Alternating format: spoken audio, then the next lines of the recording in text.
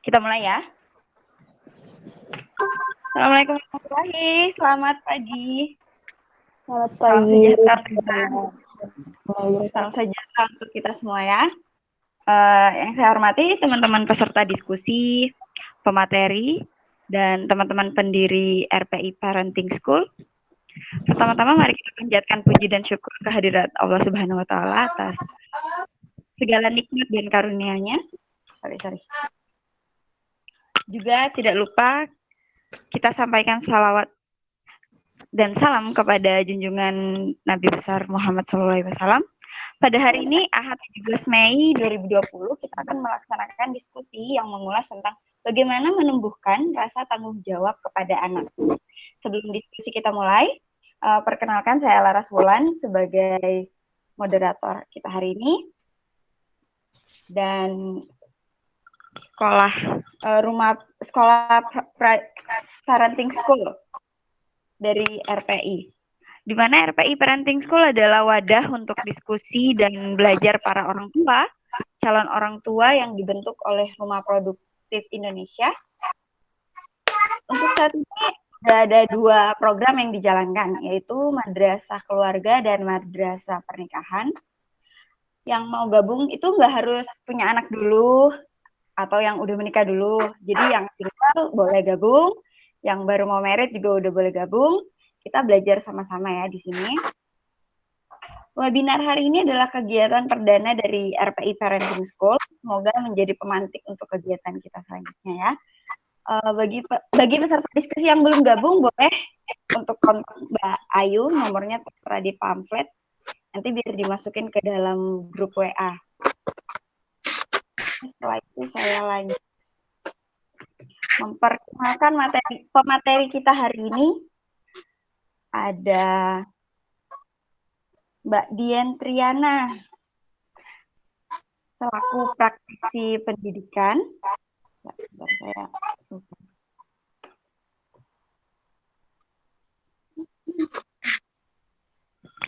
Yang sudah aktif di organisasi sejak SMP ya, Mbak? Juga pengurus Kahmi Sulawesi Selatan masih aktif sampai sekarang ya. Juga penasihat Masjika IKMI yang selalu beraktivitas menjadi pemateri.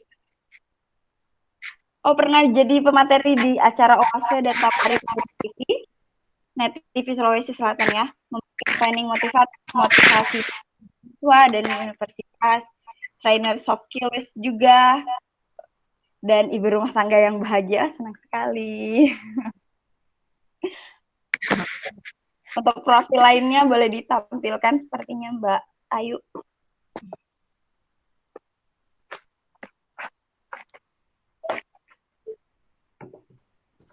Oh ya, maaf ya saya skip 1 tadi, aduh lupa banget, sorry. Ini juga ada sambutan dari Presiden Rumah Produktif Indonesia, Dr. Yanuardi.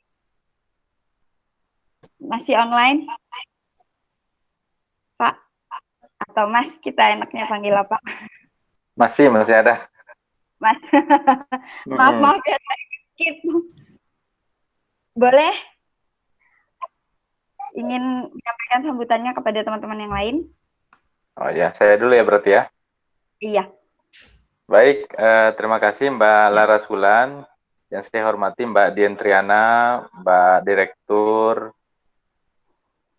Sekolah Parenting atau Parenting School, Mbak Ayu dan teman-teman sekalian. Assalamualaikum warahmatullahi wabarakatuh. Alhamdulillah. Segala puji bagi Allah yang memberikan kita kesehatan, kesempatan untuk bisa mengikuti diskusi kajian pada hari ini, Madrasah Keluarga. Saya merasa sangat senang dan sangat salut kepada tim kita di Parenting School ini yang sudah merumuskan 2 topik kajian penting, Madrasah Keluarga dan Madrasah Pernikahan. Ini rumusan yang saya kira nggak semua orang bisa nih kayak gini nih.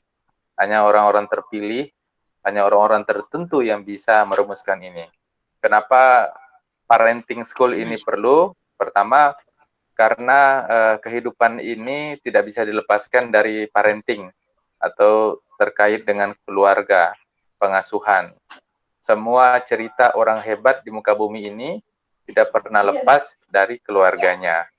Semua orang-orang yang berhasil, semua orang yang sukses, itu biasanya lahir dari keluarga yang di dalamnya ada cinta, ada kasih sayang, ada juga sifat-sifat baik yang disebarkan atau yang diajarkan dari orang tuanya kepada anak-anaknya. Maka parenting school ini sangat penting. Parenting school ini berguna betul tadi kata Mbak Lara Sulan, bukan hanya untuk mereka yang sudah berkeluarga. Yang sudah berkeluarga mungkin masih baru punya anak 1, 2, 3, kemudian sampai seterusnya, sampai ketika kita sudah tua, kita juga tetap butuh yang namanya parenting. Begitu juga dengan mereka yang belum berkeluarga. Mereka yang belum berkeluarga juga perlu mengenal parenting. Perlu mengenal misalnya tadi bagaimana cara memilih pasangan. Ya kan? Itu kan ada ilmunya. Kemudian pasangan yang kayak gimana yang diinginkan. Gimana kalau misalnya sudah ada kesepakatan mau menikah tapi ternyata nggak jadi. Saya punya teman, beliau sudah sempat ngedarin undangan. Udah datang, dia liatin ke saya, dia bilang gini, "Bang, ini undangannya nanti Bang. Datang ya Bang, 2 minggu lagi." Tapi menjelang hari H ternyata batal. Batalnya rupanya gara-gara ada perubahan dari pihak keluarga perempuan yang sebelumnya disepakati biaya untuk pernikahan itu sekian, ditanggung berdua gitu ya, laki-laki dan perempuan, tiba-tiba diminta oleh keluarga perempuan agar semua biaya ditanggung oleh si laki-laki ini. Jadi berubah kesepakatan, akhirnya laki-laki ini nggak bisa ya, akhirnya batal. Nah itu kan hal-hal yang sangat mungkin terjadi di sebelum pernikahan itu. Atau misalnya banyak hal yang lain lagi. Misalnya calon pasangannya kok kelihatannya ada yang aneh, kok nggak yakin gimana cara meyakinkan diri sendiri dengan calonnya. Atau bagaimana cara sholat istikharah yang baik agar bisa mendapatkan keyakinan. Dan banyak hal lain yang sangat diperlukan untuk mereka yang belum menikah, ilmu-ilmu pernikahan itu. Saudara-saudara sekalian, teman-teman, kalau kita mau mendidik generasi, biasanya paling minimal adalah 20 tahun. Maka apa yang kita lakukan hari ini dengan materi dari Mbak Dian Triana, moderator dan Mbak Laras, begitu juga dengan manajemen klaster ini oleh Mbak Ayu, ini adalah bagian dari perjuangan besar kita untuk mencetak generasi-generasi Indonesia yang produktif setidaknya 20 tahun yang akan datang. Jadi ini perjuangan jangka panjang. Kalau sejak kita merdeka tahun 45 sampai sekarang, Indonesia ini jarang ngomongin manusia produktif. Selalu yang kita omongin adalah manusia yang berilmu, berteknologi, beriman dan bertakwa. Selalu yang seperti itu. Dan tapi itu semua bagus ya. Beriman, bertakwa. Pak Habibie biasa menyebut imtak, iman dan takwa. Kemudian di samping satu lagi ada namanya iptek, yang pengetahuan teknologi. Tapi kita nggak hanya cukup dengan itu.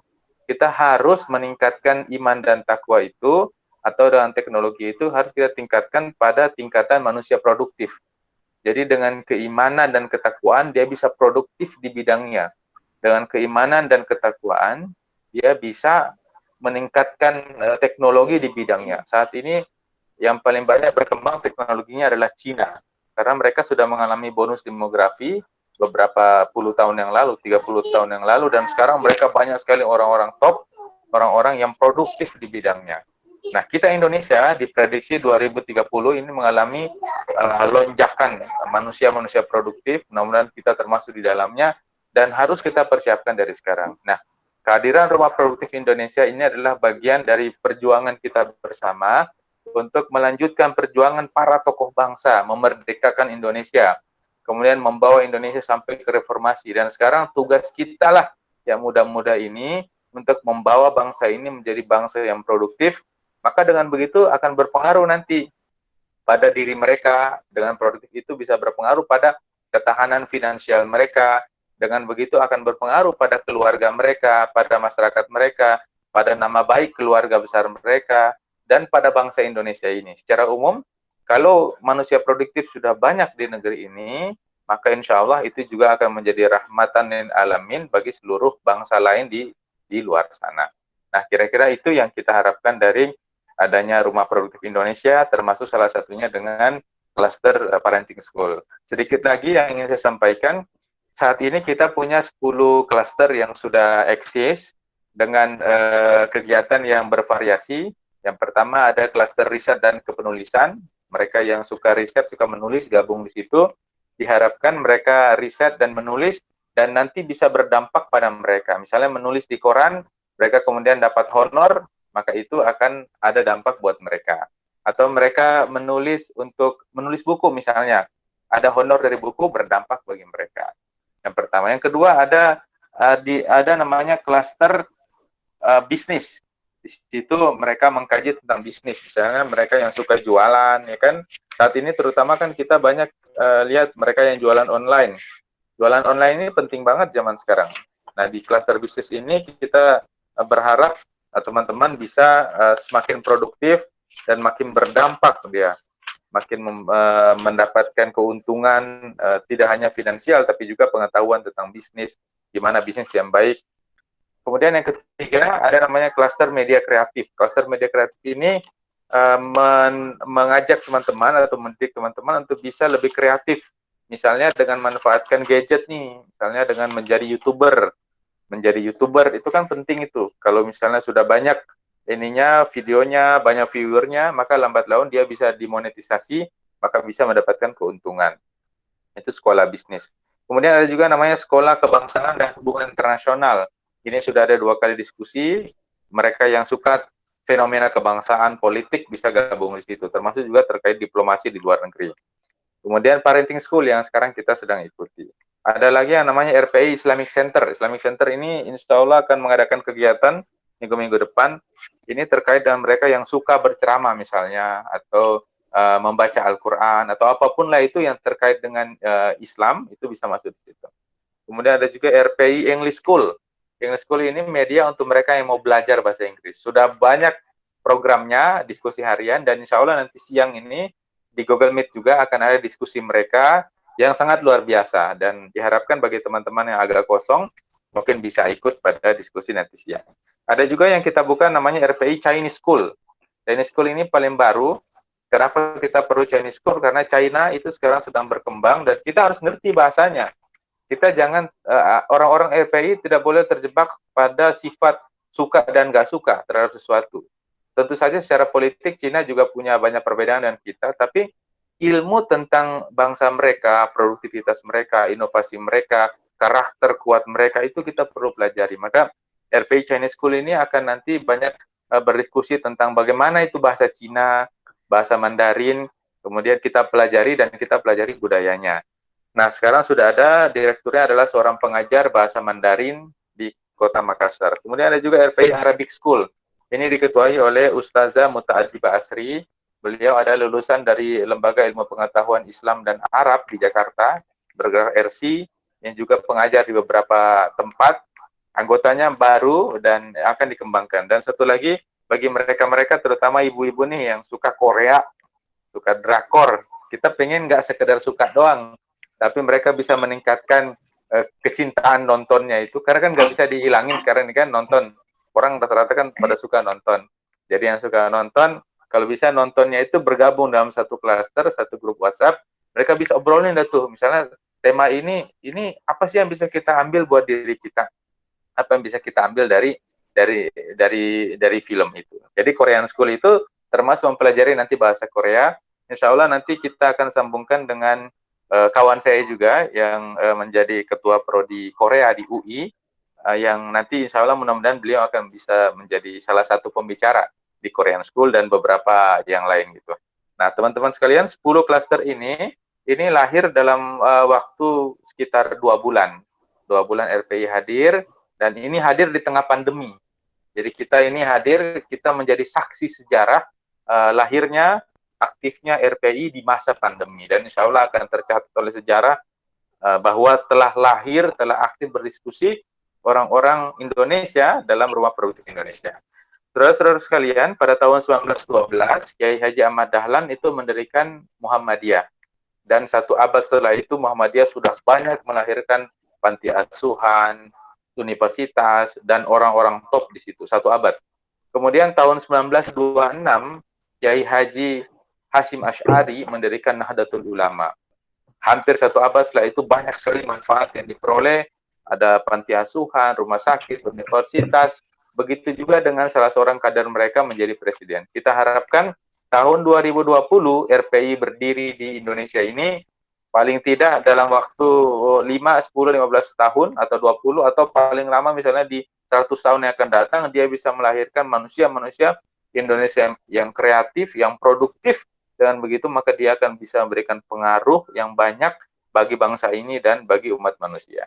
Saya kira itu saja sekedar pengantar Mbak Laras. Terima kasih sebelumnya buat Mbak Laras, begitu juga Mbak Dian Triana yang sudah meluangkan waktu. Tentu saja kepada Direktur Klaster Mbak Ayu yang sudi untuk memanage klaster ini.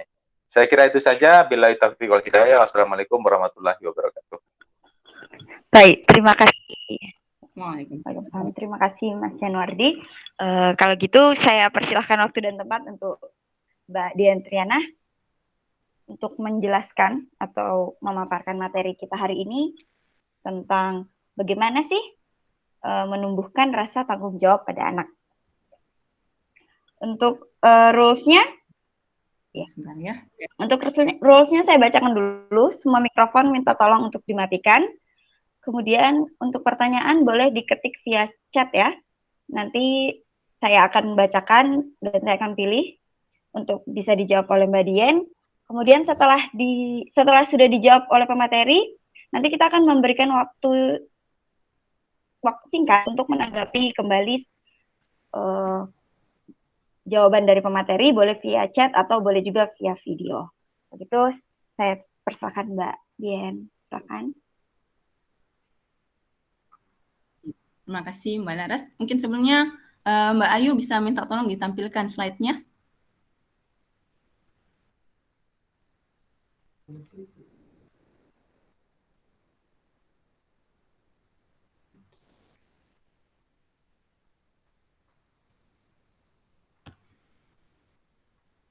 Tahu saya tampilkan saja.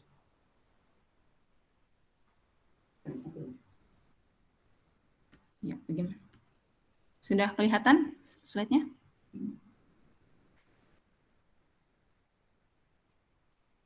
Sudah tampil? Sudah. Sudah kelihatan belum? Sudah bisa terlihat? Ya, baik. Bisa kelihatan? Tampil? Belum Mbak Ayu, ini masih yang slide sebelumnya.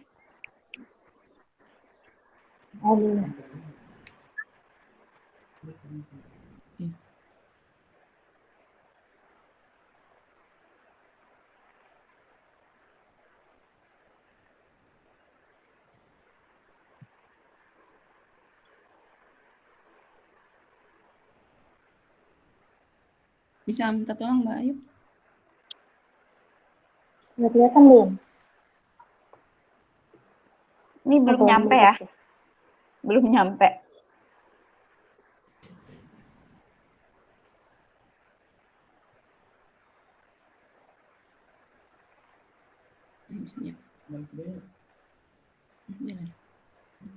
Jalan. Kalau begini.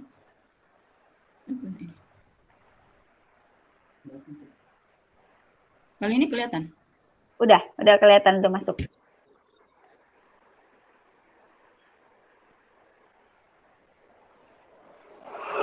Ya. Oke. Sudah siap ya? Sudah.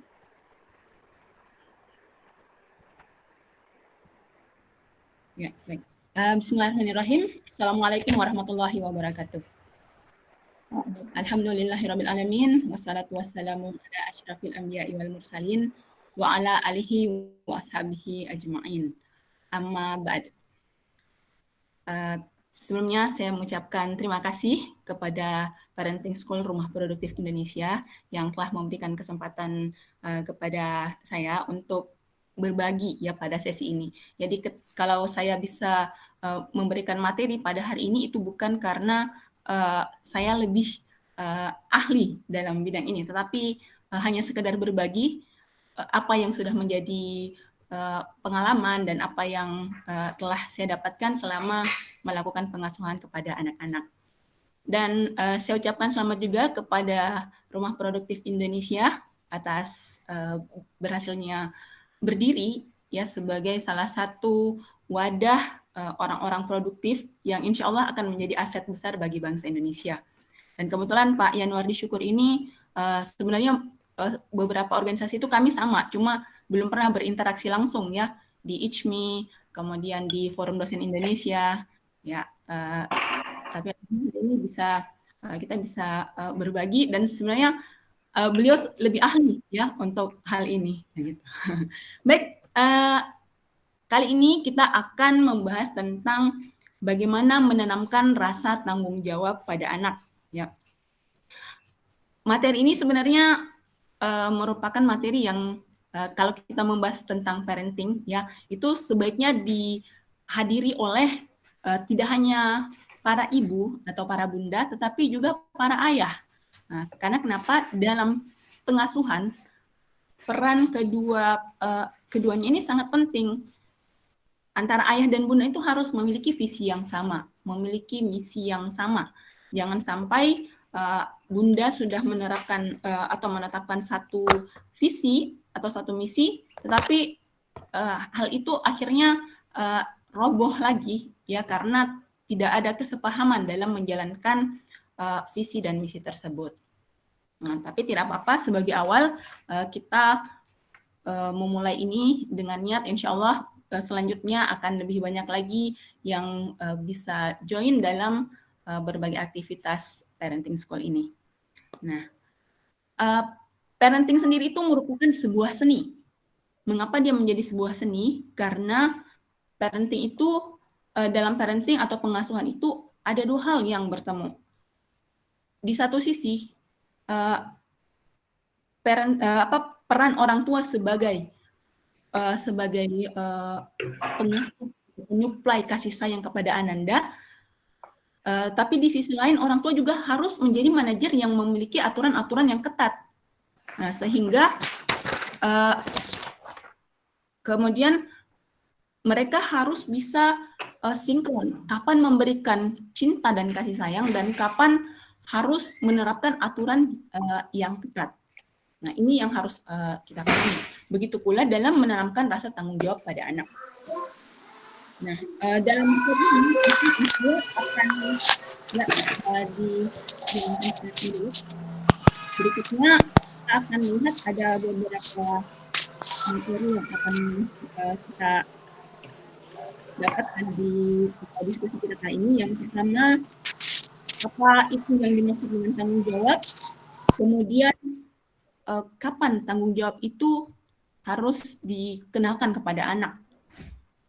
Dan nanti kita akan membahas bagaimana juga ada 13 cara yang harus kita lakukan untuk menanamkan rasa tanggung jawab pada anak.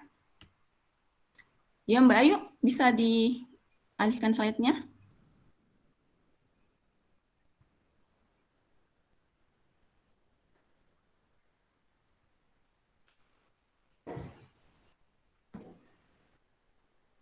Nah, yang pertama, apa itu tanggung jawab? Menurut Kamus Besar Bahasa Indonesia, tanggung jawab itu merupakan suatu keadaan menanggung segala sesuatunya. Sehingga jika terjadi sesuatu, ya orang tersebut boleh dituntut, dipersalahkan, diperkarakan, dan sebagainya.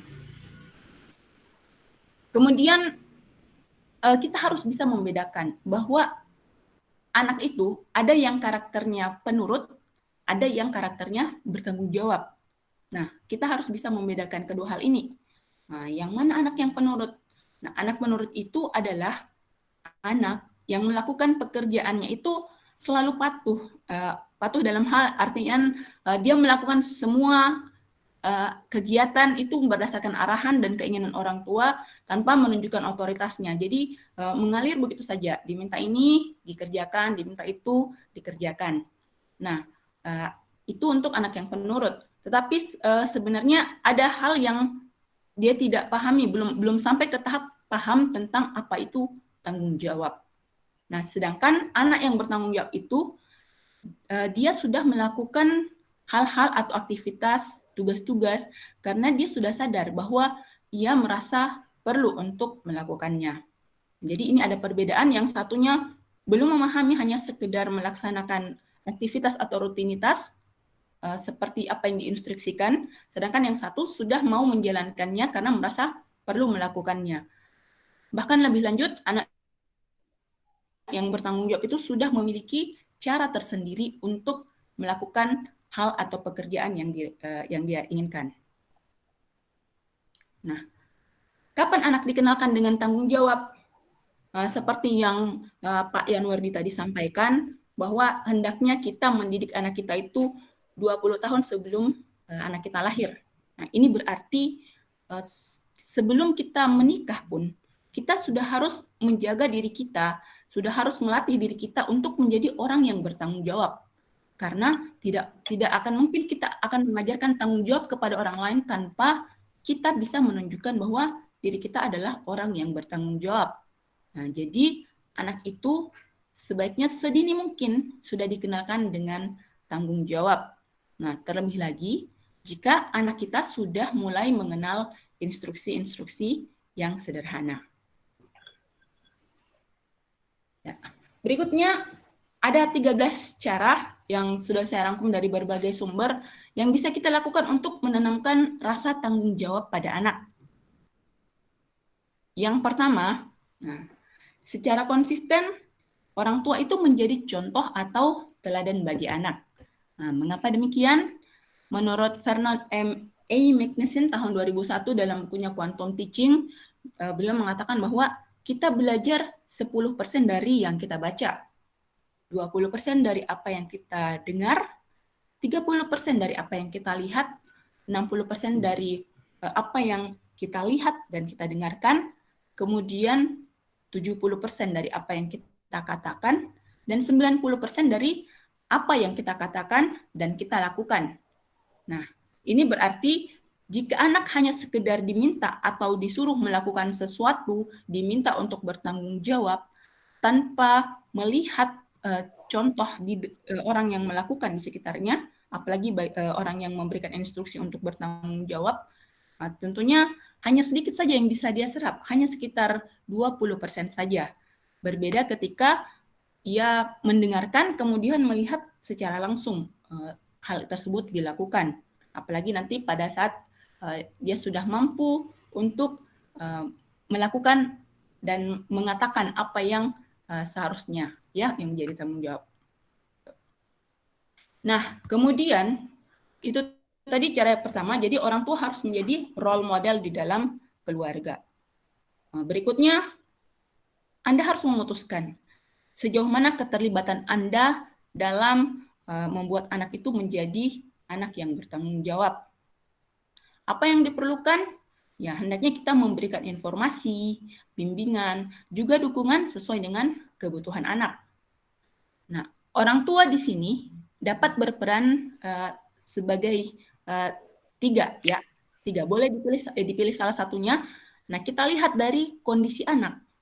Yang pertama, anak itu ada anak yang tidak memiliki motivasi dan atau tidak memiliki kemampuan. Ya.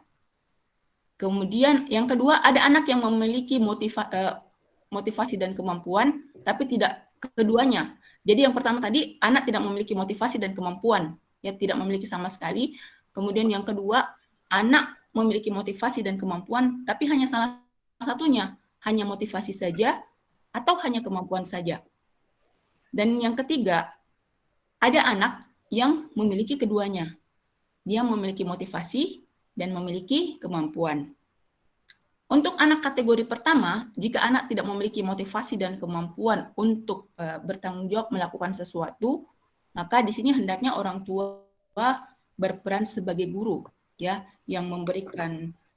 Kita lihat bagaimana para guru itu mulai mengajar anak-anak dari nol, ya siswanya dari nol. Nah itu seperti itu juga kurang lebih, ya apa yang dilakukan oleh orang tua. Ya, walaupun mungkin bukan nol besar ya, artinya adalah potensi yang dimiliki anak tapi belum mereka sadari, belum mereka bisa kembangkan. Nah, guru ini yang membantu untuk memberikan motivasi dan memberikan skill-nya. Nah, berikutnya, jika anak memiliki motivasi atau kemampuan, ya salah satunya, maka orang tua di sini bisa berperan sebagai pelatih atau coach. Jadi coach di sini perannya bisa memberikan motivasi, ya, dan kemampuan kepada anak. Jadi tidak mesti terlibat lagi terlalu jauh seperti ketika peran sebagai guru diterapkan. Nah, selanjutnya, jika anak telah memiliki motivasi dan kemampuan, di sini orang tua cukup sebagai fasilitator. Bahkan di referensi lain, orang tua itu hanya berperan sebagai delegator, hanya mendelegasikan pekerjaan-pekerjaan, dan anak secara mandiri sudah bisa melakukan pekerjaan tersebut dengan penuh tanggung jawab. Nah, yang ketiga, mulailah dari hal yang sederhana. Jangan sampai kita memberikan tanggung jawab yang terlalu besar pada anak, tetapi belum sesuai dengan kemampuannya, ya. Jadi mulai dari hal yang sederhana, bisa memilah tugas yang besar menjadi beberapa tugas kecil dulu. Nah, misalnya untuk anak yang usia 2 tahun, 3 tahun sudah mulai diajarkan membuang sampah. Misalnya setelah makan buah diminta untuk membuang sampahnya ke tempat sampah, ya. Kemudian diajarkan untuk anak yang lebih besar bisa diajarkan untuk merapikan barang belanjaan. Ada yang sudah bisa diajarkan memelihara hewan, menyiram tanaman, ya, atau minimal menggunakan bajunya sendiri, ya, memakai bajunya sendiri. Jadi jangan langsung memberikan satu rangkaian tugas yang kompleks, ya. Pilah-pilahlah agar dia menjadi hal-hal yang sederhana. Nah, itu akan memudahkan anak dan bisa menambah kepercayaan dirinya. Selanjutnya, kita harus memberikan kesempatan pada anak untuk memilih dan memutuskan. Nah, hal ini insya Allah dapat membuatnya bertanggung jawab pada pilihan atau keputusannya.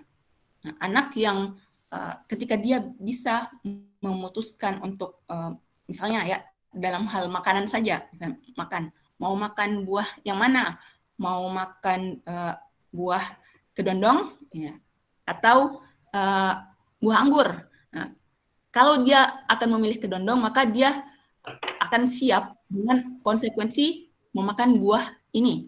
Nah, begitu pula sebaliknya, sehingga dia tidak akan menyalahkan orang lain atas keputusan yang sudah dia ambil. Gitu. Nah, yang berikutnya, gunakan kalimat motivasi yang membangun tanggung jawab, ya. Hindari anak untuk ngeles atau berdalih, ya. Kadang-kadang anak-anak itu ngeles, misalnya, ya, dia melupakan sesuatu. Maaf ya, Ma, saya tadi lupa bawa tugas ini, ya. Terus biasanya orang tua langsung bilang, jangan lagi begitu lain kali, ya. Lain kali kamu tidak boleh seperti itu. Nah, itu sebaiknya kalimat yang harus dikatakan itu bisa membangun motivasinya untuk melakukan hal yang lebih baik. Nah, misalnya kita memberikan alternatif apa yang seharusnya dia lakukan. Jadi tidak hanya sekedar mengatakan, oh jangan begitu lagi ya lain kali. Nah, sebaiknya kita mengatakan bahwa oh iya, kamu lupa ya, sayang ya. Tapi lain kali ketika kamu lupa, seharusnya kamu bisa menelpon seseorang atau menghubungi seseorang untuk mengingatkan tugas apa yang kamu lupakan tersebut. Misalnya diminta untuk membeli beberapa item barang, kemudian dia lupa dan dia membiarkan begitu saja supaya tidak terulang, maka diberikan saran. Ya, lain kali nelpon lagi ke mama, tanya apa yang harus dibeli, ya kayak gitu. Nah, dari hal-hal kecil seperti itu sebenarnya kita mulai membangun kebiasaan-kebiasaan dan motivasi bagi anak untuk melakukan hal-hal secara bertanggung jawab. Nah, berikutnya ini, gunakan aturan yang jelas. Nah, adanya aturan yang jelas itu membuat anak menjadi lebih mudah untuk memahami apa yang boleh dan tidak boleh dilakukan. Dan di sini sangat penting untuk yang ini tadi yang saya sampaikan, bahwa peran ayah dan bunda yang sepaham itu sangat penting ya. Jangan sampai si anak gagal dalam melaksanakan tugasnya, yang satu sangat permisif, enggak apa-apa lain kali, atau bagaimana ya, terlalu mentolerir, sementara yang satu memberikan punishment atau hukuman yang sangat berat. Nah, ini yang harus kita hindari, karena nantinya anak akan cenderung lari dari tanggung jawab dan mencari perlindungan pada orang tua yang mentolerir kesalahan-kesalahannya tersebut, ya. Atau permisif, ya, bukan mentolerir sebenarnya, permisif, terlalu permisif. Berikutnya, ya, setelah memberikan aturan itu harus diikuti dengan konsekuensi berupa reward dan punishment. Nah, biasanya orang tua menjanjikan sesuatu ya kepada anak dalam bentuk hadiah. Itu tidak apa-apa. Ketika dia bisa melakukan tugasnya, mungkin sekali dua kali itu boleh. Tetapi jangan keseringan, karena jangan sampai nanti anak mau melakukan sesuatu hanya karena hadiah. Nah, ini juga harus kita hindari. Rewardnya itu tidak mesti berupa benda. Boleh apresiasi lewat kata-kata, ya, atau mungkin secari kertas, ada sertifikat anak baik kita buat secari kertas, mungkin kita print sendiri, sertifikat anak baik diberikan kepada misalnya Lara Sati, ya, karena telah membantu mama merapikan tempat tidur pada hari segini, tanggal segini. Nah, kemudian selembar kertas itu yang kita buat sendiri ditempelkan di kamarnya. Nah, itu akan membuat dia merasa dihargai atas usaha yang sudah dilakukan. Nah, gitu. Nah, untuk lebih lanjut mungkin kita bisa mengajarkan juga pada anak bahwa ketika kita melakukan hal-hal baik, ya, ada pahala dan ridho Allah yang jauh lebih besar manfaatnya, jauh lebih besar nilainya yang akan kita dapatkan ketika kita berhasil melakukan hal-hal tersebut. Nah, jika anak gagal, yang perlu kita lakukan adalah, ya, mungkin ada sedikit konsekuensi punishment. Tapi punishment ini diberikan sesuai usia dan tingkat kesalahan anak, ya. Jangan sampai kita memberikan punishment yang tidak sesuai dengan usianya. Anak umur 2 tahun misalnya gagal dalam toilet training, tiba-tiba disuruh membersihkan toilet, ya. Itu kan sesuatu yang yang tidak sesuai ya dengan usia dan tingkat kesalahan anak. Nah, jadi perlu dipikirkan bagaimana punishment-nya atau hukuman yang diberikan sesuai dengan usia dan tingkat kesalahan anak. Nah, selanjutnya, jika anak mungkin kadang-kadang anak-anak itu kalau lagi tidak fokus, dia mungkin lagi asik ngobrol atau lagi main gadget, ya, bagi orang tua yang memberikan gadget pada anaknya, ya, mungkin agak lalai sedikit ya dalam melakukan tugasnya. Nah, pada saat seperti itu, ya, mintalah ia melakukannya dengan suara tegas dan bukan membentak, ya. Ini juga menjadi poin penting bagi saya, ya. Jadi ketika kita sering memberikan materi parenting kepada orang lain, kita juga kadang-kadang diuji dengan hal-hal seperti itu. Jadi begitu harus melakukan mengingatkan anak, ya, kadang-kadang ingat lagi materinya, sabar ya, jangan membentak. Gitu. Nah, membentak membuat anak akan cenderung memberikan penolakan atas apa yang kita sampaikan. Nah, sehingga ya kalau sebenarnya dalam materi-materi parenting itu biasanya kita dianjurkan untuk berbicara dengan nada 2 oktav, jangan lebih, ya. Ya, kita tidak usah menyanyi Whitney Houston dan sebagainya, ya. Cukup dengan nada 2 oktav atau nada bicara biasa, tapi dengan penekanan untuk mengingatkan. Jadi tujuannya untuk mengingatkan dan bukan untuk panjang kali lebar, ya. Biasanya emak-emak seperti itu, ya. Satu kesalahan, tetapi kalimatnya itu panjang kali lebar, ya, sehingga anak jadi malas, jadi bosan, dan akhirnya tidak taat lagi dengan apa yang kita minta, ya, gitu. Nah, di poin ke-9, libatkan anak dalam diskusi untuk menemukan solusi atas masalah yang dihadapi.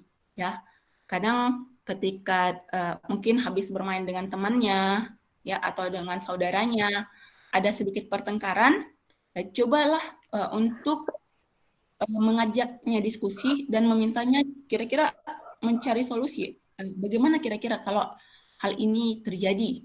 Nah, apa yang dia harapkan, apa yang dia inginkan, dan bagaimana sebaiknya masalah itu diselesaikan. Nah, dengan begitu, insya Allah dia akan memiliki rasa percaya diri bahwa dia mampu memecahkan masalahnya sendiri, ya, tanpa harus selalu melapor ke orang lain, ya. Dan dia juga akan dengan penuh kesadaran menjalankan apa yang menjadi solusi dari masalah tersebut. Misalnya kalaupun dia ternyata pada kasus pertengkaran tadi, ternyata dia yang salah, maka anak ini dengan penuh kesadaran mungkin akan meminta maaf kepada teman atau saudaranya tersebut. Nah, berikutnya, berikan tugas pada anak untuk menyelesaikan pekerjaan rumah.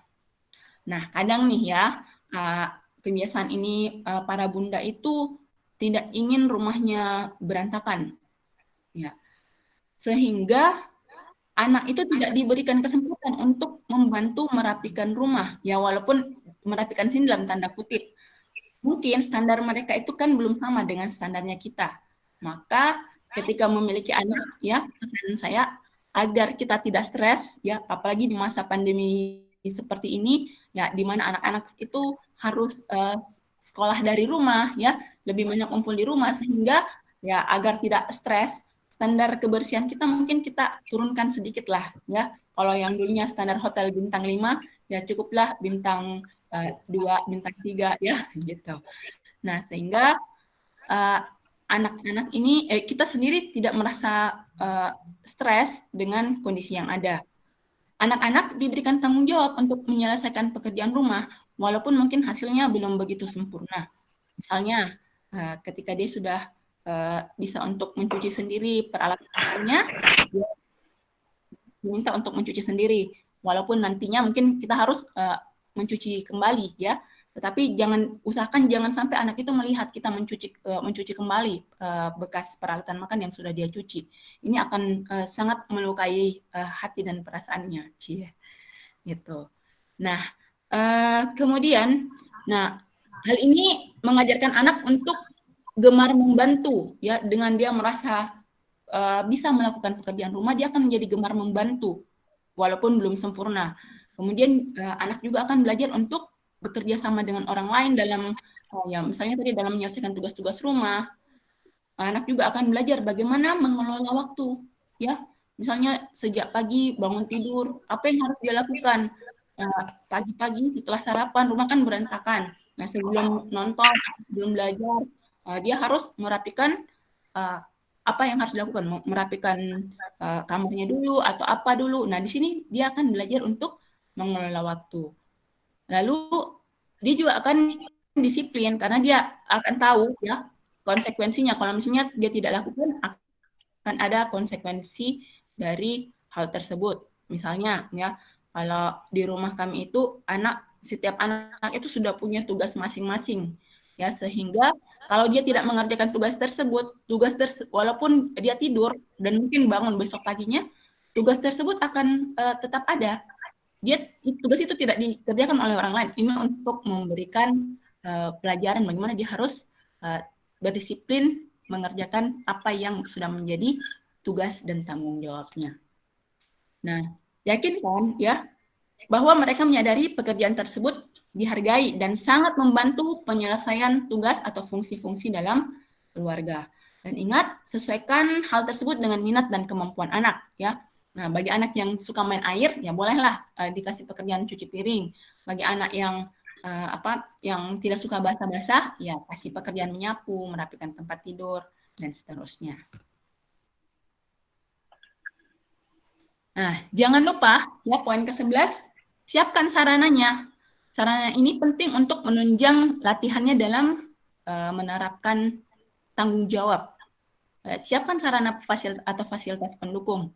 Misalnya, anak usia 3 tahun ya, yang mungkin makan sendiri itu masih sering tercecer atau tumpah-tumpah, maka siapkan sapu kecil ya yang mudah untuk dia bawa, mudah untuk dia gunakan.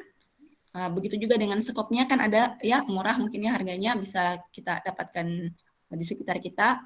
Ini dan juga tempat sampah, itu tempat sampahnya mudah dijangkau oleh anak ya, sehingga dengan hal seperti itu ada sarana anak bisa mengerjakan pekerjaan atau tanggung jawabnya. Berikutnya, setelah sarananya ada, kita juga harus menyiapkan lingkungan lain yang mendukung. Misalnya apa? Ya, Anda mungkin boleh berbagi pengalaman dengan anak. Ya, biasanya anak senang kalau mendengarkan cerita tentang orang tuanya. Bagaimana ketika orang tua menghadapi masalah yang sama dengan anak, bagaimana dulu orang tuanya menyelesaikan. Ya, coba ceritakan pengalaman Anda dalam menerapkan tanggung jawab untuk beberapa hal yang bisa Anda share kepada anak-anak. Selanjutnya, usahakan setiap hari itu ada komunikasi tentang hal apa yang telah dilaluinya hari itu. Kemudian ketika anak bercerita, tolong mereka didengarkan ya, tanpa kritik ya, tanpa kritik. Jangan memberikan judge, jangan buru-buru menjudge. Dengarkan saja, karena pada dasarnya manusia itu senang untuk didengarkan ya. Nanti kalau misalnya ada yang salah, ya cara menjelaskannya bukan dengan kritik ya, karena kritik itu ternyata tidak ada kritik yang membangun ya. Kritik itu membangun ketika kritik itu ditujukan ke orang lain ya, bukan kepada kita. Karena secara fitrah ketika dikritik biasanya ada rasa terluka ya yang bisa dirasakan terutama oleh anak.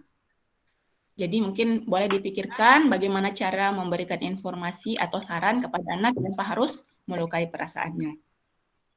Nah, berikutnya, dorong anak untuk melakukan hobinya dengan tekun agar mereka puas dan bertanggung jawab.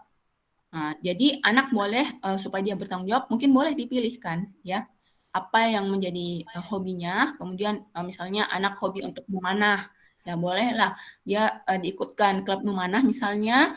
Kemudian dia harus secara bertanggung jawab dan disiplin untuk mengikuti jadwal latihan memanah.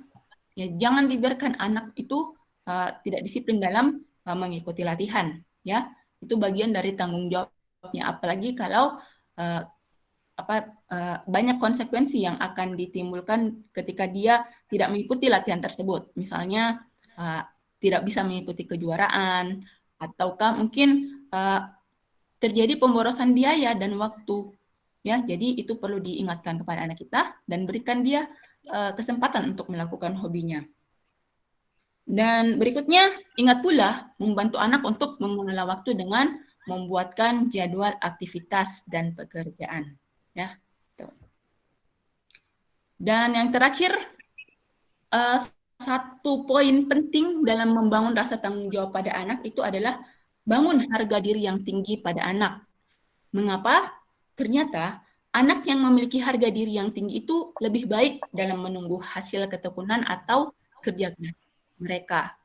Anak yang memiliki harga diri yang tinggi juga berani atau mau mengakui kesalahan dan belajar dari kesalahan tersebut. Mereka lebih bisa memahami kekuatan dan kelemahannya. Anak-anak seperti itu juga memiliki percaya diri dan mampu menemukan solusi dari masalah yang dihadapinya.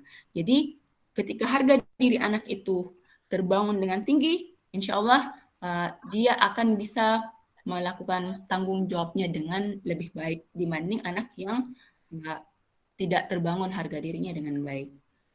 Nah, bagaimana cara membangun harga diri anak? Nah, mudah saja. Yang pertama, berikan pesan kepada anak agar ia merasa dicintai. Ya, jangan sungkan untuk mengeluarkan kalimat-kalimat "Mama sayang kamu". Ya. Kemudian yang kedua adalah buat anak merasa mampu. Berikan apresiasi sekecil apapun aktivitas atau keberhasilannya dalam melakukan sebuah tugas yang Anda berikan. Ya. Baik, cukup sampai di situ dulu penjelasan dari saya, mungkin kita bisa lanjutkan dengan diskusi. Silakan Mbak Laras. Oke, terima kasih Mbak Dian. Ini udah, sorry. Baiklah, jika ada yang ingin bertanya, boleh via chat. Kita tunggu ya. Dari teman-teman yang lain. Kak, bisa lewat video pertanyaan? Boleh. Atau lewat FN suara saja?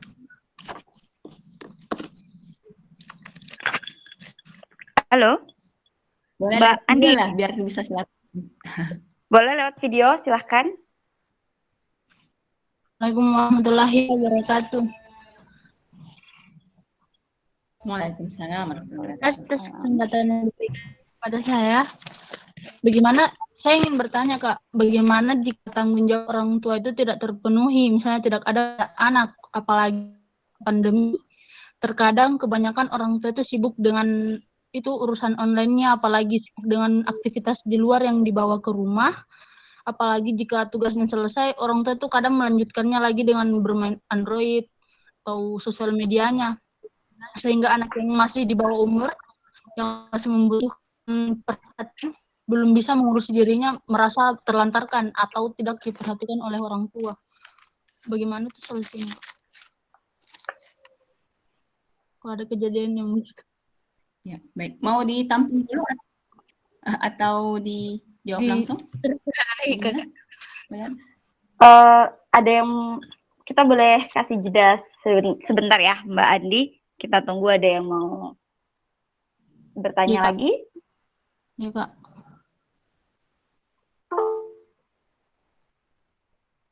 Kalau ada yang mau bertanya lagi boleh. Ini ada dari Mbak Ayu.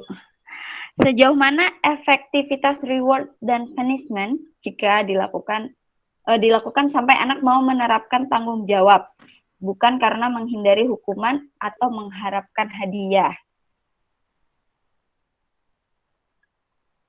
Kemudian dari Mbak Dia, minta dengan suara tegas, bukan ngegas. Ini maksudnya apa, Mbak? Saya kurang paham. Mungkin highlight dari penjelasan yang tadi ya, minta dengan suara tegas, bukan ngegas. Bukan ngegas, ya. Boleh ada lagi yang mau bertanya? Kita masih kasih kesempatan.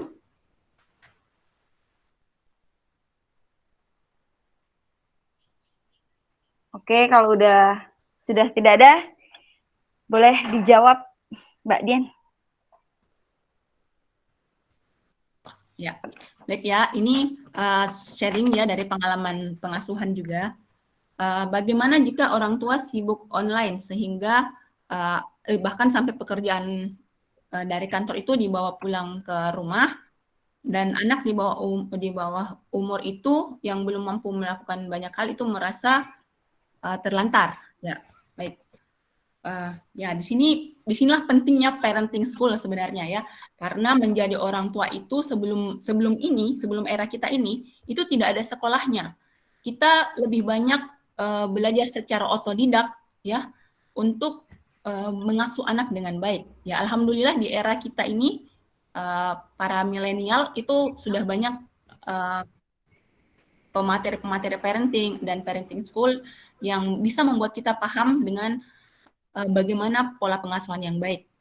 Nah, sebenarnya yang paling pertama kita tanya itu orang tuanya dulu, ya. Orang tua itu kan sebenarnya kalau secara vulgar boleh dikatakan bukan hanya sekedar orang tua biologis, ya, bukan hanya orang tua yang melahirkan saja, memberi makan, memberikan pakaian, sudah cukup. Nah, kalau yang seperti itu apa bedanya ya? Mohon maaf, dengan kita memelihara hewan peliharaan di rumah kita. Cuma dicukupi makannya, ya dibawa jalan-jalan, kemudian dibawa ke salon dan sebagainya. Ini yang perlu disadari bahwa ternyata kebutuhan anak itu bukan sekedar itu. Anak bagi orang tua itu, kalau dalam Islam khususnya, itu selain sebagai amanah, anak itu juga adalah perhiasan. Anak juga itu merupakan aset bangsa. Tapi ingat, ada banyak anak juga yang menjadi ujian atau fitnah bagi orang tuanya. Kita bisa lihat bagaimana sejarah Nabi Nuh yang punya anak yang membangkang, ya. Itu kita bisa tahu bahwa jangan sampai anak ini kalau kita tidak asuh dengan baik, kita tidak didik dengan baik, nantinya akan menjadi bumerang bagi kita.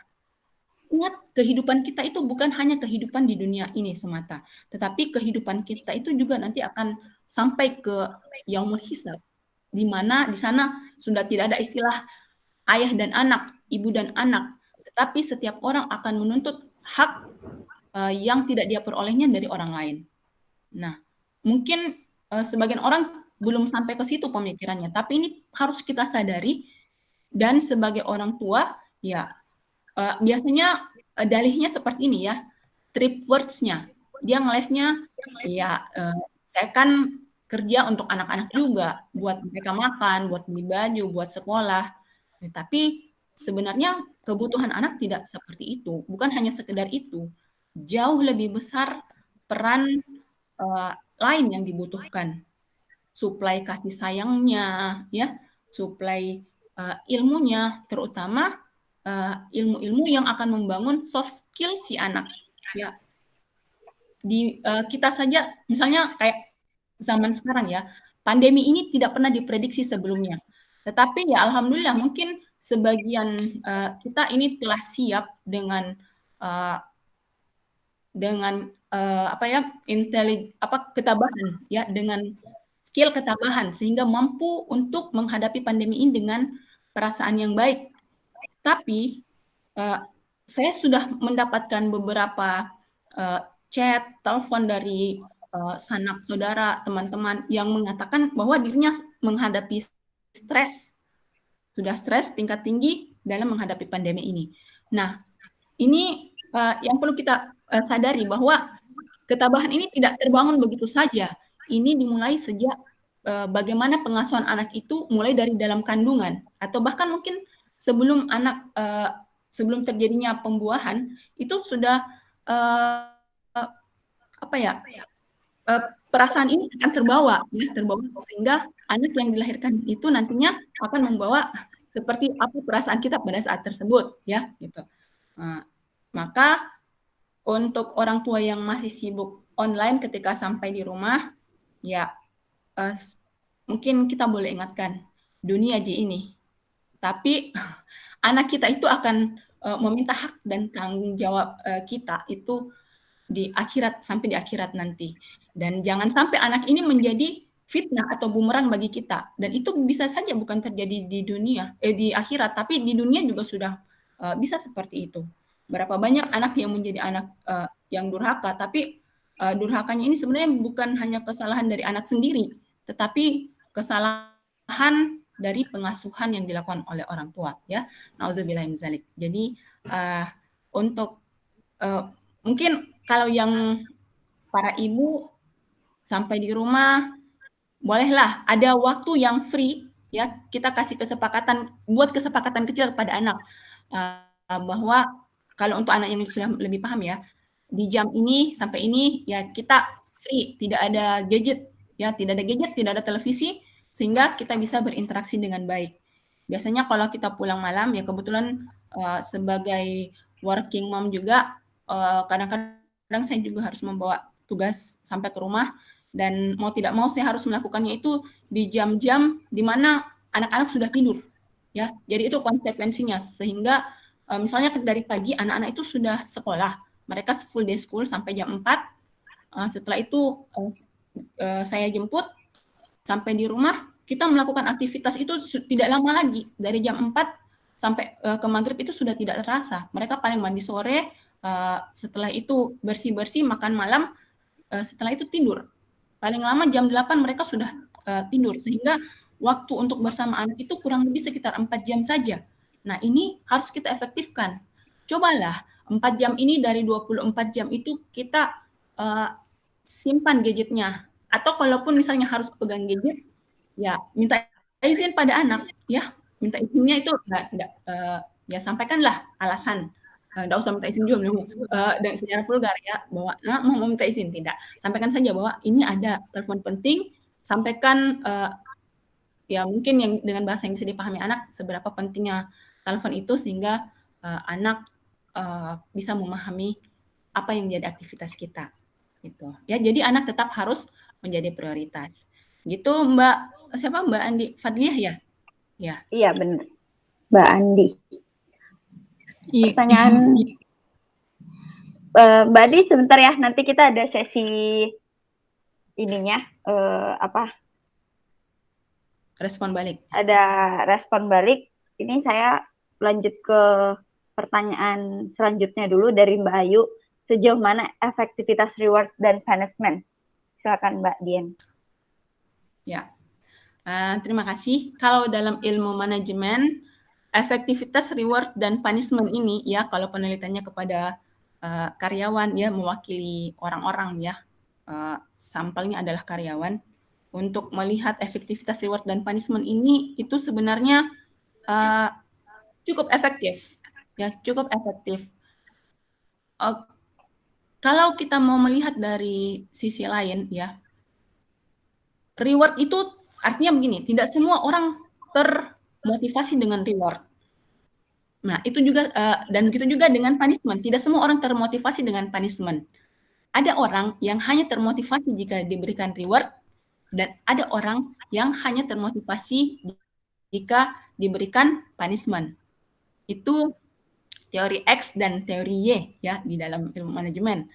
Nah, saya juga pernah mendapatkan kalau ternyata mengapa orang itu yang dijanjikan surga ya, kenapa kita misalnya dijanjikan surga tapi tidak semua orang mau, sepertinya tidak semua orang mau masuk surga ya, tidak semua orang mau melakukan perbuatan baik supaya bisa masuk surga, karena ternyata beberapa orang itu baru mempan kalau diancam dengan neraka ya gitu.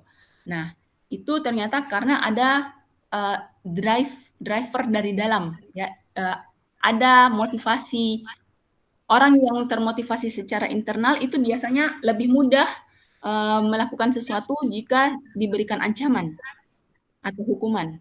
Sementara orang yang punya motivasi eksternal, artinya dia sumber motivasinya itu dari luar, ya boleh dimotivasi oleh orang lain, itu biasanya lebih mudah melakukan sesuatu jika dia diberikan iming-iming berupa hadiah atau reward.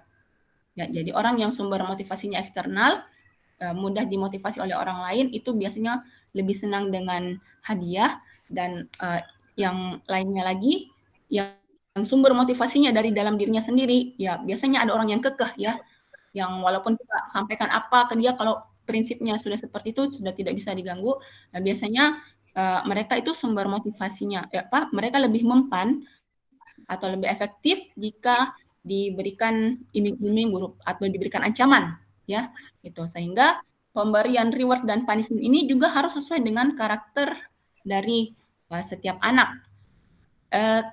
Tapi ya seperti juga di dalam agama kita, nah reward dan punishment ini hendaknya janganlah yang selalu bersifat duniawi.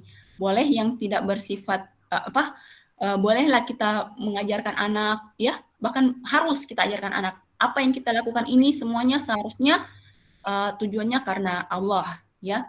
Jadi bukan karena dunia, bukan karena mau mendapatkan hadiah, atau bukan karena untuk menghindari hukuman, tetapi karena ada tujuan yang lebih mulia, yaitu Allah.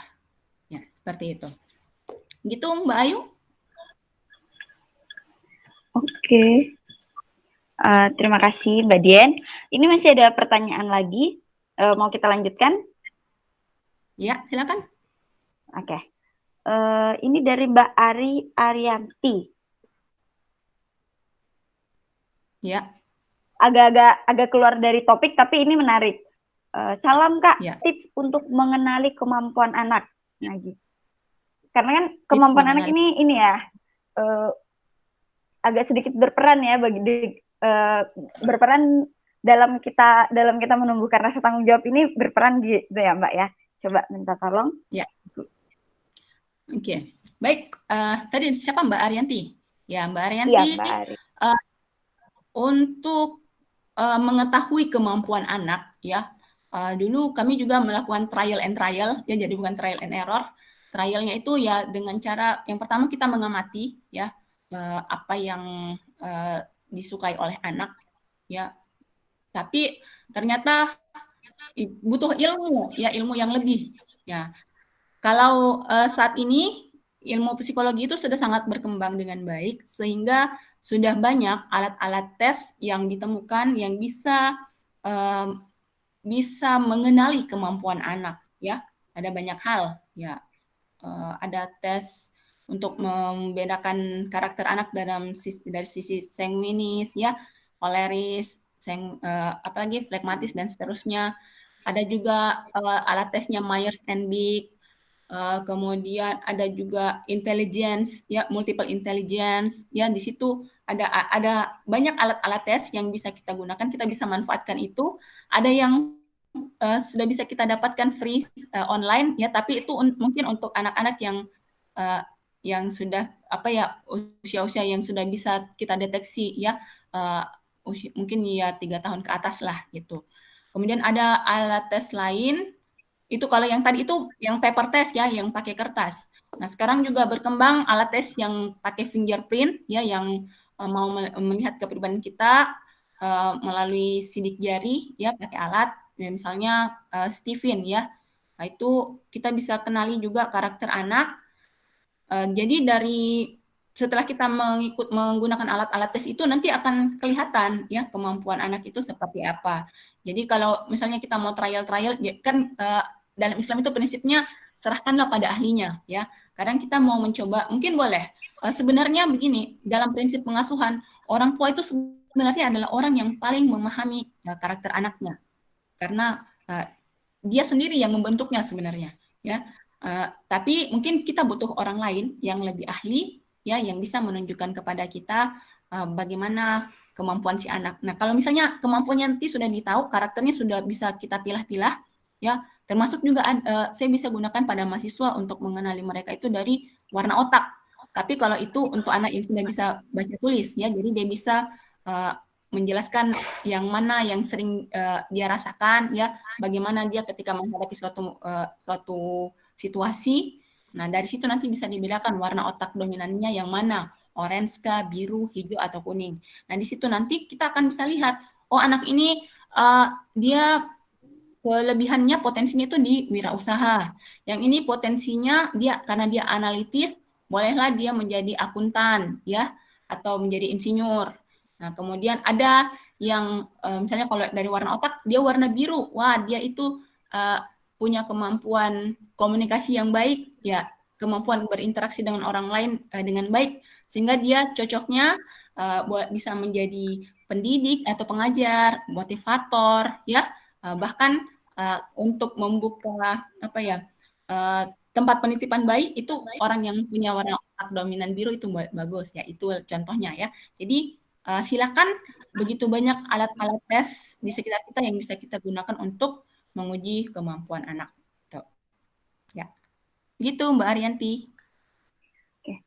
Ini kemudian ada pertanyaan dari Mbak Eka Purnamawanti. Bagaimana mengembalikan fitrah anak jika penerapan pola pengasuhan yang baik terlambat kita terapkan? Misalkan anak sudah terlanjur tumbuh, sementara orang tuanya baru sadar jika harus mengasuh anaknya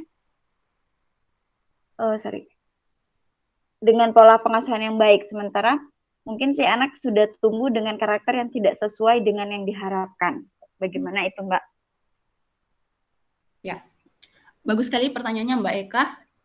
Ada satu hal yang perlu kita ingat, bahwa dalam mengasuh anak, kita jangan pernah mengandalkan diri kita sendiri. Kita jangan pernah mengandalkan para pemateri parenting. Jangan mengandalkan ilmu-ilmu parenting yang sudah kita miliki dari berbagai sumber. Kita harus ingat bahwa yang maha membolak-balikan hati itu adalah Allah. Ya. Hanya Allah lah yang maha memberikan hidayah. Ini yang perlu kita tekankan. Dalam mengasuh anak, jangan pernah lepas doa dari orang tua, apalagi doa ibu. Itu sangat berperan penting dalam dalam kehidupan sehari-hari anak dan bahkan dalam masa depannya.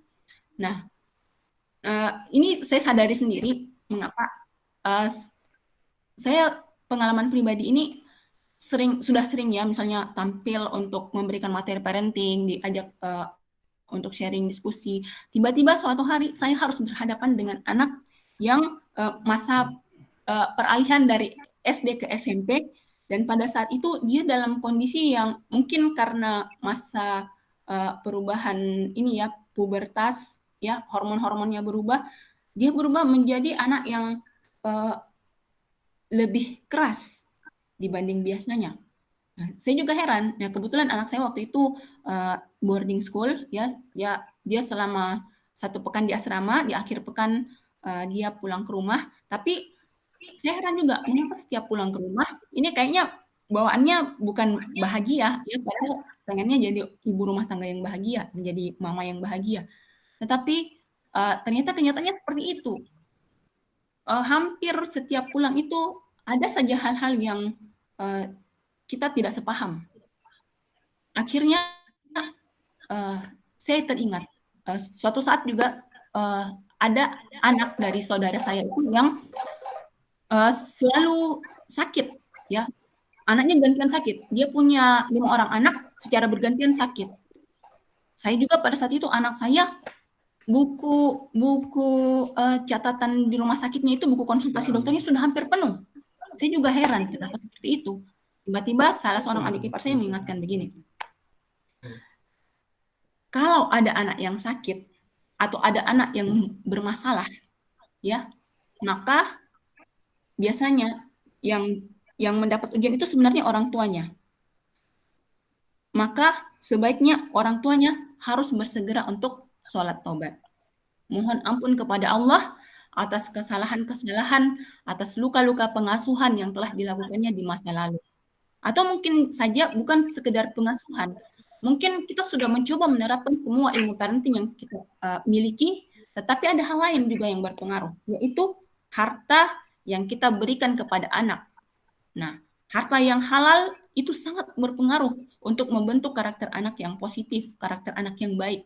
Tetapi walaupun kita menerapkan ribuan isi buku parenting, ribuan hasil seminar-seminar parenting yang kita ikuti, tapi harta yang kita berikan itu bukan harta yang halal, maka bisa saja hal itu akan berpengaruh, ya, dan itu yang akan membuat anak memiliki karakter yang negatif. Nah, jika anak sudah terlanjur tumbuh, ya, kita harus sholat taubat. Akibatnya pada saat itu saya tersadar dan akhirnya pada suatu malam saya coba untuk bertafakur dan memohon kepada Allah untuk melembutkan hati anak saya, dan Masya Allah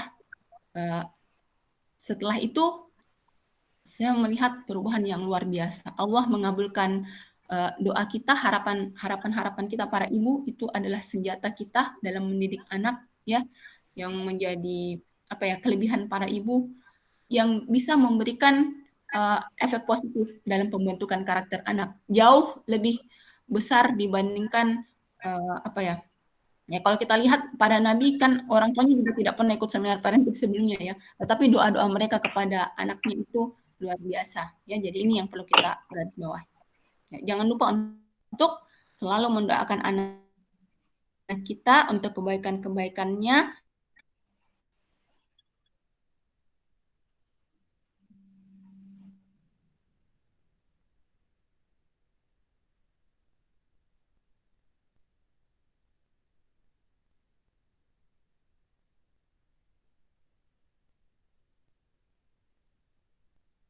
Jangan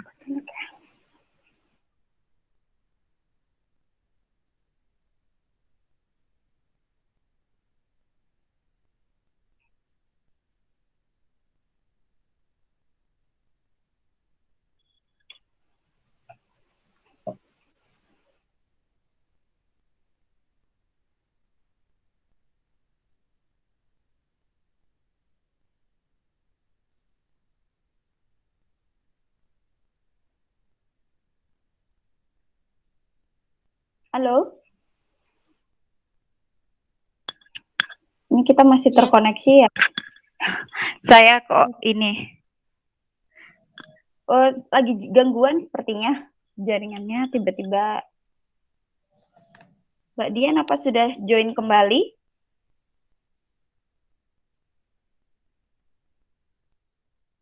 Teman-teman kalau ada yang mau bertanya, yang sinyalnya masih bagus, yang mau bertanya boleh di kolom chat.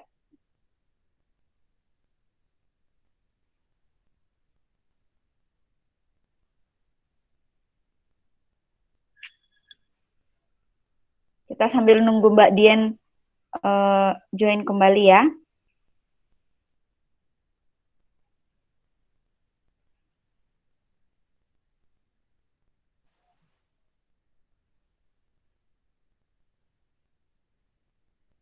Oke.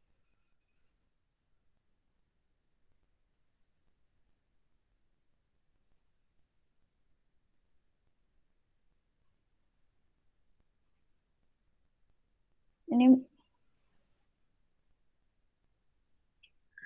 teman-teman yang masih online kita tunggu sebentar.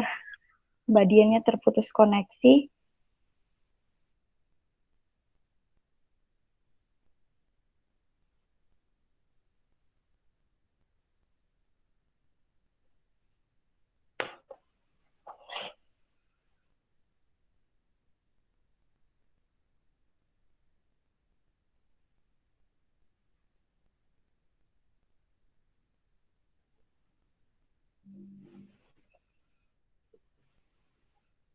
Belum ini ya. Masih belum join.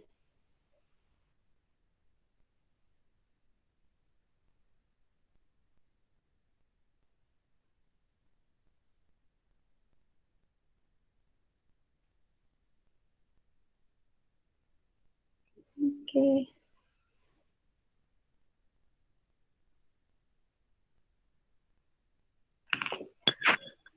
Untuk pertanyaannya udah selesai. Kita tinggal sesi ini menanggapi feedback dari teman-teman yang bertanya. Kalau ada yang mau ngasih feedback boleh. Kalau sudah puas dengan jawaban dari Mbak Dian, kita akan lanjut ke sesi closing statement dari pembicara, tapi kita masih nunggu Mbak Dian dulu.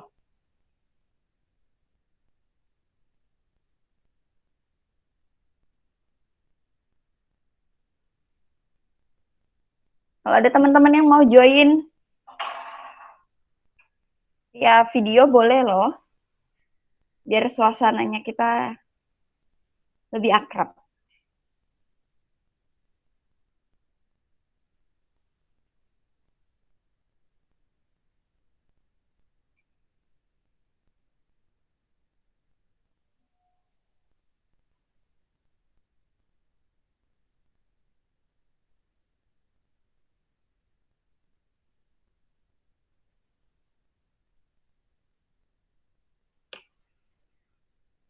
Kita tunggu 2 menit lagi ya.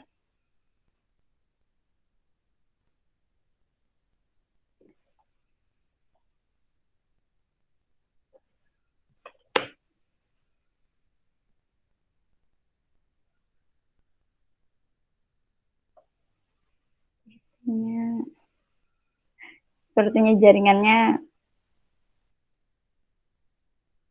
masih belum tersambung.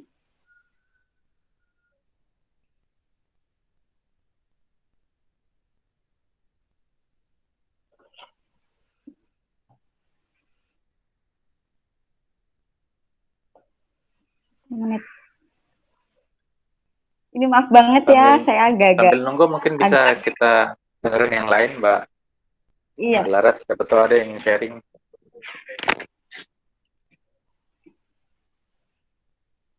Ya teman-teman yang mau join video boleh.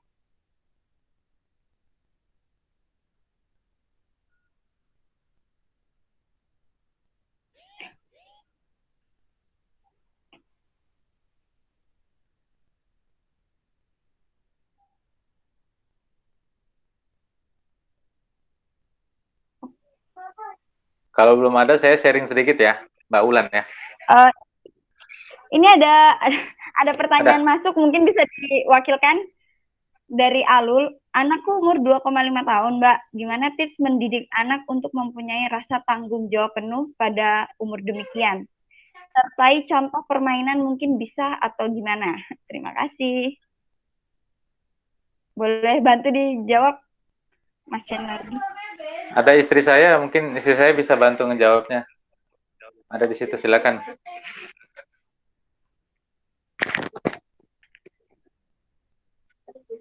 Itu yang namanya Dia Asri. Mbak Wulan bisa langsung menyerahkan ke beliau ya. Mbak Dia. Oke. Mbak Dia boleh.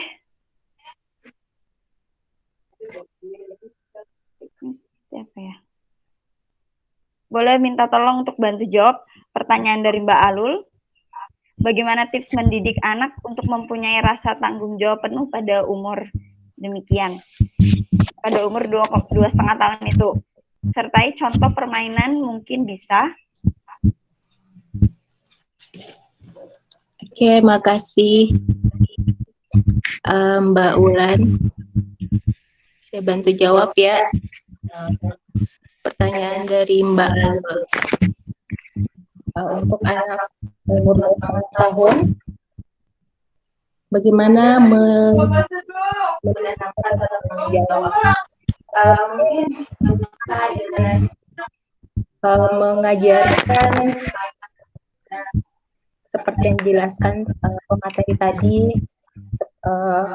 mengajarkan buang sampah di tempatnya, atau mungkin menyusun mainan.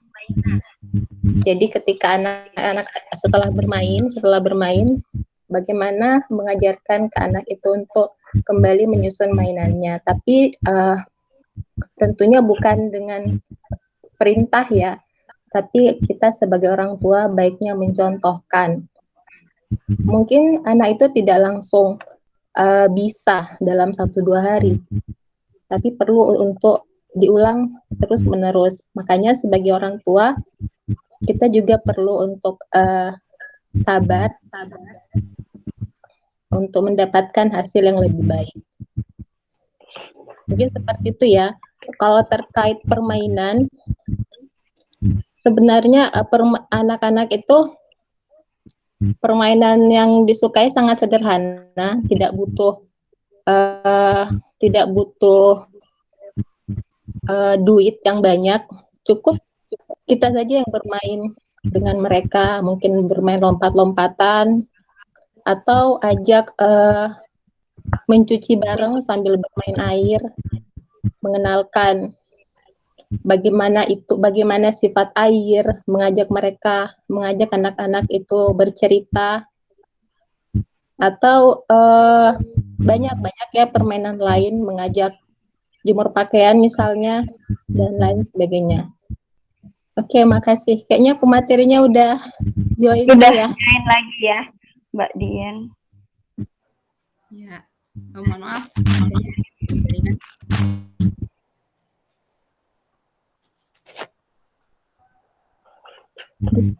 Cukup ya, Mbak Ulan. Oke, Mbak Dia, terima kasih. Terima kasih atas sharingnya. Kita kembali ke pemateri.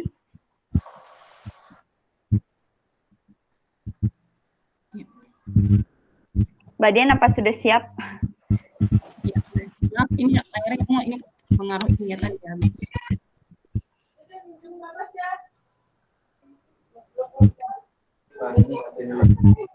Oke. Nah, ini tadi ada pertanyaan masuk dari Mbak Alul, tapi tadi sudah dibantu jawab oleh Mbak Dia tentang tips untuk mendidik anak, umur 2,5 tahun untuk menumbuhkan rasa tanggung jawab penuh dan disertai contoh permainan. Oh iya. Ada tambahan mungkin dari Mbak Dian?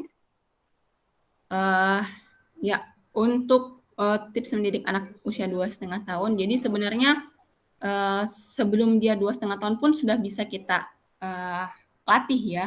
Misalnya sambil digendong ya, misalnya sambil digendong, kita habis membuka sesuatu, kita ajak, ayo kita buang ke tempat sampah, ya gitu. Kemudian kita ajak dia membuang itu ke tempat sampah. Atau yang kita kadang ya orang tua itu tidak menyadari bahwa anak kecil itu sudah bisa diajak berbicara, bahkan ketika masih dalam kandungan sudah bisa diajak berbicara.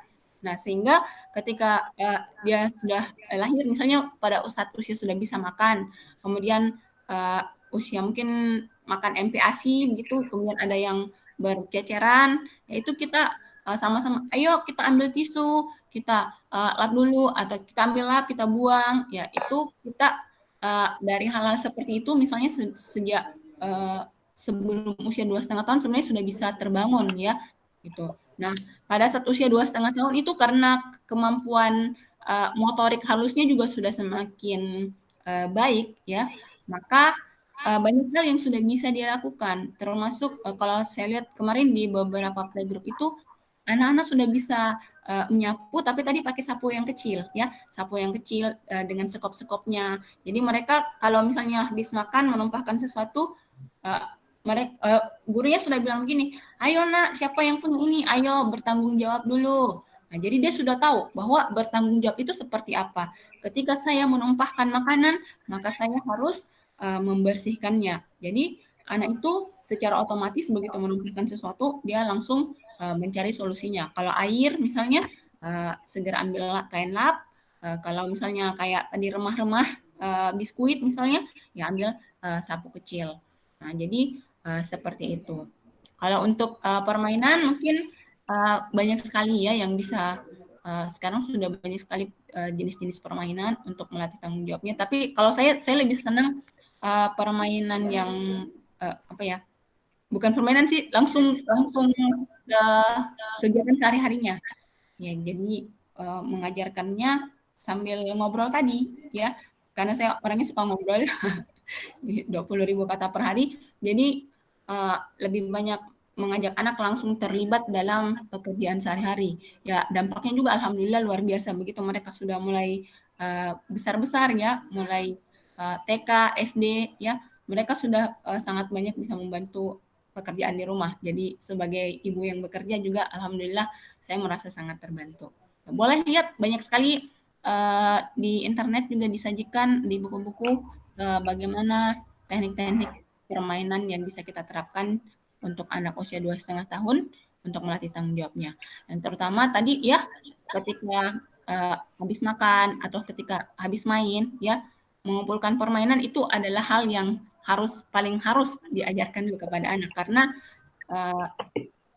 keseharian kita seringnya ketemu sama yang itu ya, jadi tiap hari itu lagi, rumah jadi kotor ya mainan lagi ya, tumpahan makanan itu lagi ya. Jadi mungkin seperti itu ya. Tadi juga barangkali sudah dijelaskan sama Mbak siapa tadi ya, terima kasih juga sudah membantu menjelaskan. Iya. Mbak Dian, jadi yang saya tanggapi dari 13 cara menumbuhkan rasa tanggung jawab ini kan adalah parents, orang tua itu mempunyai peran yang sangat penting. Ya. Apalagi dalam, maksudnya parents tuh harus interaksi itu adalah hal yang sangat penting ya, berperan paling penting dari 13 cara ini, karena tanpa interaksi langsung orang tua, anak itu kan tidak mungkin dia akan tertarik ya melakukan hal itu. Ya. Bagaimana cara untuk membuat anak tidak merasa aku ini lagi didikte, apalagi untuk anak di atas 5 tahun ya, 6-7 tahun itu kan udah ngerti. Gimana sih caranya agar mereka tuh tidak merasa mami nih ngatur-ngatur aku banget sih, kayak aku maunya ya udah habis makan taruh aja, kan ada mami nih yang nyuci gitu, nyuci piringnya, kok ngatur-ngatur sih gitu kan. Biasanya anak-anak itu suka seperti itu ya Mbak. Gimana coba caranya agar membuat mereka tidak merasa seperti itu? Nah, makanya tadi peran pengasuhan itu memang sedini mungkin. Jadi sejak dia belum bisa bicara, tadi ya yang saya sampaikan, sudah kita ajak. Jadi itu sudah bukan suatu hal yang baru bagi mereka ketika mereka sudah usia 5-6 tahun. Ya, itu sudah hal biasa, sudah menjadi habit bagi mereka.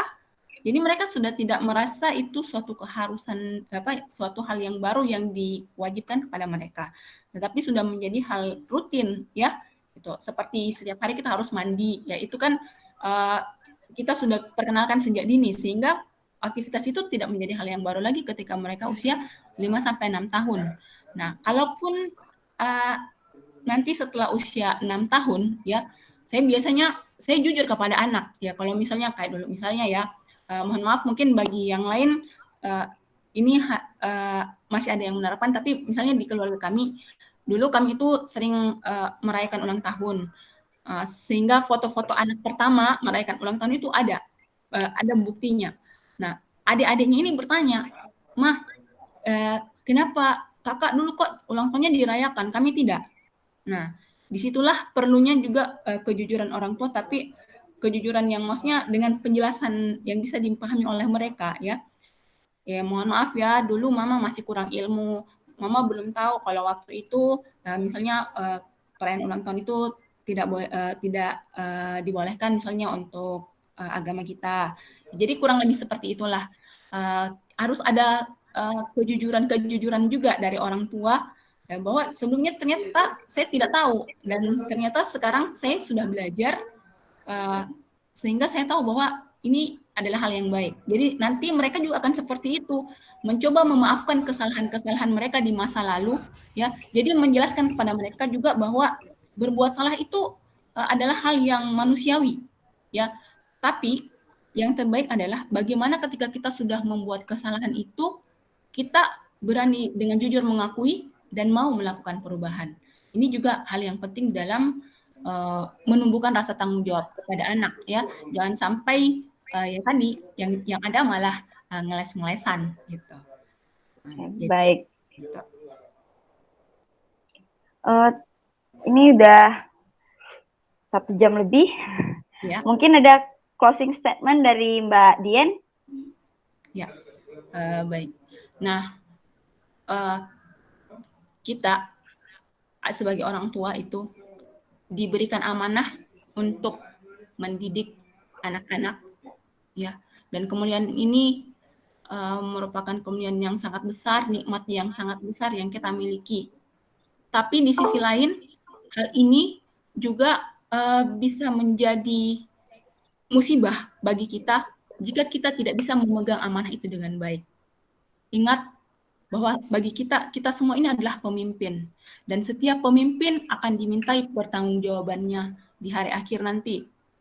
Ayah akan dimintai pertanggungjawabannya bagaimana ia memperlakukan istri dan anak-anaknya. Dan ibu juga akan dimintai pertanggungjawabannya bagaimana ia mengelola rumah suaminya, harta suaminya, menjaga kehormatan, dan juga bagaimana ia mendidik anak-anaknya. Nah, tinggal menjadi pilihan bagi kita, apakah kita ingin anak kita ini menjadi perhiasan kita dunia akhirat, ataukah kita ingin ia menjadi musibah bagi kita dunia dan akhirat. Nah, kalau kita memilih anak menjadi perhiasan kita di dunia dan di akhirat, maka tidak ada jalan lain, kita harus betul-betul mau bertekad baik, mau bertobat akan kesalahan-kesalahan pengasuhan, luka-luka pengasuhan yang telah kita lakukan di masa lalu karena minimnya ilmu kita, karena masih otodidaknya kita, dan ya karena Allah Maha Pemaaf, yang perlu kita lakukan adalah kita harus belajar dengan baik bagaimana kita bisa memperbaiki kesalahan-kesalahan kita di masa lalu sehingga anak kita itu menjadi anak yang jauh lebih baik lagi dari generasi kita dan menjadi aset bangsa kita dan agama kita di masa mendatang. Nah, termasuk dalam menumbuhkan rasa tanggung jawab kepada anak. Kita ingin anak kita menjadi generasi-generasi yang bertanggung jawab, ya, karena tanggung jawab mereka itu tidak hanya akan bermanfaat bagi mereka di dunia, tapi juga bagi banyak orang di dunia dan di akhirat kelak. Baik, sekian dulu mungkin ya, Mbak Laras. Jika ada hal-hal yang baik itu adalah taufik dari Allah Subhanahu wa taala, dan jika ada hal-hal yang kesalahan-kesalahan yang saya lakukan, yang mohon dimaafkan, itu murni dari saya sebagai manusia biasa. Gitu. Terima kasih Mbak Dian, terima kasih atas waktu dan materinya, teman-teman. Jadi diskusi sesi tanya jawab kali ini kita tutup, dan kita bisa ngambil ya intisari dari diskusi kali ini bahwa menumbuhkan rasa tanggung jawab kepada anak itu harus dimulai dari sedini mungkin, secara perlahan, kemudian interaksi orang tua yang harus terlibat langsung, itu sangat penting. Kemudian kita akan tutup diskusi kita siang hari ini dengan membacakan hamdalah, alhamdulillah. Terima kasih banyak atas Mbak Dian yang sudah meluangkan waktunya. RPI Parenting School, bagi yang mau join boleh sekali lagi kontak Mbak Ayu, dan kita bisa ketemu di diskusi-diskusi online lainnya. Kita akhiri secara resmi ya. Terima kasih sekali lagi Mbak Dian, maaf saya agak-agak canggung. Terima kasih buat teman-teman peserta yang lainnya. Assalamualaikum warahmatullahi wabarakatuh. Waalaikumsalam warahmatullahi wabarakatuh. Waalaikumsalam.